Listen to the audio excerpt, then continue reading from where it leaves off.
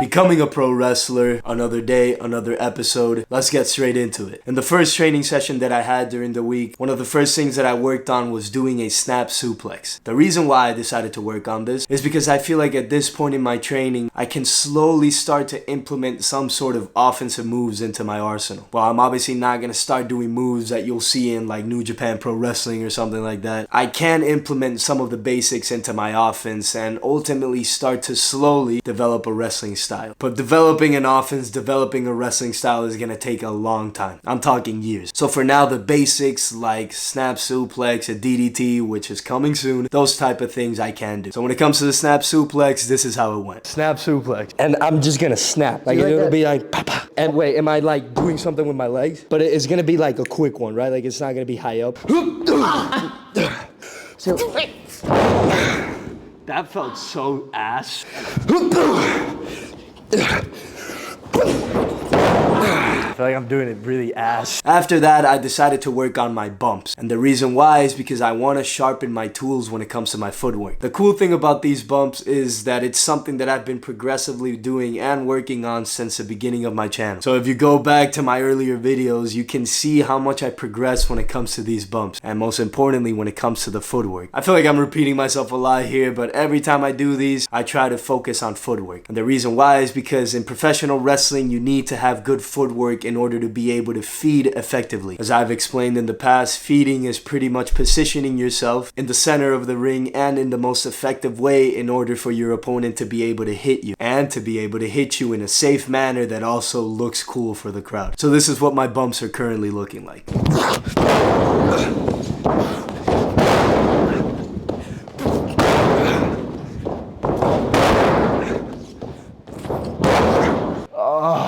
Alright, on to my second training session. So the first thing I decided to do in this training session was work on flying arm drags. It's something that we learned in class that day and I just wanted to work on it. I also wanted to work on it because I don't feel like I have a good arm drag and it's one of the most basic but one of the most essential moves in professional wrestling to know. You will see an arm drag in every single professional wrestling match. And having a good arm drag not only looks cool but could make you a career. I mean, look at someone like Ricky the Dragon Steamboat. Obviously he has like some of the best arm drags of all time. Literally made a career off of cool arm drags. So this is how they went. Flying arm drags. Let's line it up first.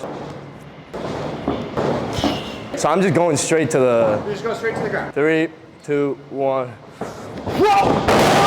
You feel good about it? Does that feel good? All right, cool. You want to give me one? All right, we'll line it up. All right. I'm so hesitant to do it, I'm not gonna lie. Yeah, it is scary. I'm just gonna post up. 3, 2, 1.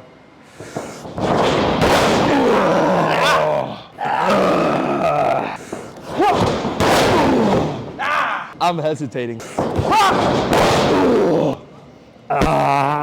So when it comes to Jose Zamora, he's obviously not the biggest, the fastest, or the strongest. And he's also not like flippy athletic, although I'm trying to work on that. But I've always felt like one way I could potentially get over, and get over pretty much means get some sort of reaction from the fans. I've always felt like one way I could do that is through chain wrestling. If you look at someone like Zack Sabre Jr., you look at someone like Pete Dunne, these guys put on a masterclass when it comes to chain wrestling. And the most important thing is, it's entertaining. So I've always wanted to learn how to effectively chain wrestle, but it is a process. Luckily, our school had 2 students that came all the way from England, and obviously England and the United Kingdom as a whole is a mecca when it comes to chain wrestling. So I asked them to show me a little something, and this is how it went. You're gonna send me off? Well, turn and go through your legs.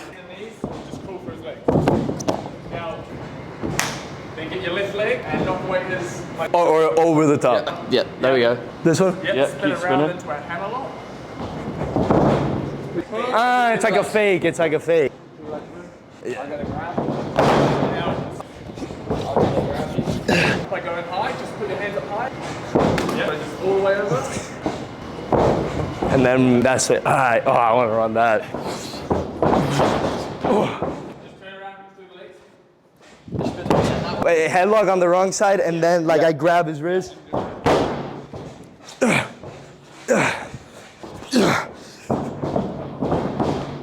And then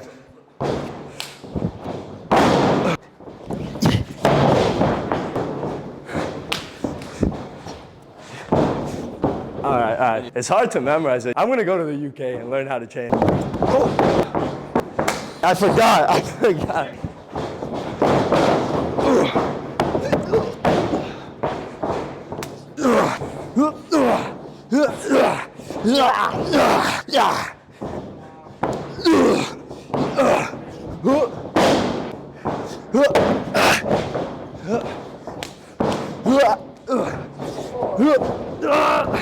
One, two, three. I appreciate that. That was sick. So I'm getting my head knocked off. Alright, and this is a part of the video where I sort of just like messed up. So I wanted to take a clothesline just so I can see how well I'm able to actually feed. And obviously when taking a clothesline, I can't have the little mic in this area because that's exactly where I'm gonna get hit. So I turned off the mic thinking that like there was a backup recorder. Actually, I could turn it off probably. But it doesn't matter because we're gonna make this work. So when trying this for the first time, I just absolutely positioned myself in the worst possible manner. I did not feed correctly at all. I pretty much got in front of him. I just didn't really know where I was going. And most importantly, I turned the wrong way. So my teammates explained to me how it is that I should be feeding when it comes to taking a clothesline and just anything in general. So in a second attempt, I felt like I did a little bit better, but I was still a little bit hesitant when it comes to actually taking the clothesline itself. And that's just because, again, it's just not a pleasant feeling to take a clothesline. And in the third attempt to this, I felt like I did much better when it comes to the feeding, as I ended up turning the right way and just positioning myself in the center. However, again, you still see a little bit of hesitancy from me when it comes to actually taking the clothesline. So it's definitely something that I have to work on. And after that, I wanted to give my teammate a body slam because he's a big, strong dude, and I wanted to see if I'm able to carry him. But a little secret when it comes to professional wrestling, you can pretty much body slam anyone as long as they're able to post correctly. So I was able to body slam him pretty easily because he was able to post up correctly, and I'm not weak either. Alright, this is what the setup has to look like right now. But as you can see, I was actually part of my first ever wrestling show. Obviously, I'm not gonna have any sort of significant role at all. I was pretty much an extra to another wrestler's entrance. And yeah, I obviously understand paying your dues. I understand how the wrestling business works. I know this is what I have to do in order to get to where I want to get to. But it doesn't mean that I can't see this from a competitor's standpoint. I want people to see professional wrestling as a sport because I truly feel like it is. So honestly, my mindset throughout this moment is that I never want to feel like that ever again. Obviously, I want to become a professional wrestler, but I also want to be the best. And I am going to be the best. And I will put in the work in order to be the best. So just know that my time is coming. I'm going to cash the check that my actions have been writing for the past 20 years. And I'm going to show the whole world that no light can outshine a superstar. And that's the end of the video. Hopefully you can join me on this journey. If you enjoyed it, I hope you can consider hitting the like and subscribe button. But if not, that's okay. And yeah, I will see you in the next episode. So thank you.